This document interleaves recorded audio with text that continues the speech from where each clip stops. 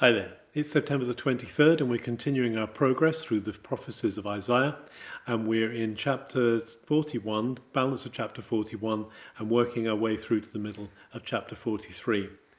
Chapter 41, God has already says that he's going to take Israel, he's going to take Judah, and he's going to make them a new threshing instrument. More than that, he says he's going to open new places of resource. He's going to open springs in the desert. It's going to make the desert like a watered garden. The idols are not able to do this, it says at the end of chapter 41. What idol could ever manage to do what God can do for his people? Then in chapter 42, there's a very important introduction of the servant of the Lord. And this song of the servant continues really throughout the rest of the book of Isaiah. The servant is the one who's going to do what God tells him, who the Spirit is going to be upon. He's not going to lift up his voice. He's not going to speak in his own authority. He's going to speak in the authority of the Lord. Now, some scholars will connect this with the people of Israel and say the people of Israel are the servant of the Lord, but also this points forward to the coming Messiah, who is going to be the one who will listen to what God says.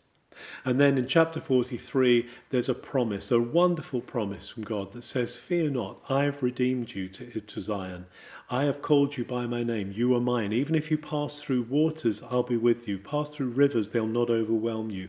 When you pass through the fire, it will not overcome you. Because I have redeemed you," he says. "I actually love you. I've made other nations, I put other nations out of the way so that I can get to you." It's an amazing sign of covenant from God, that God has put his love and his hand upon Israel.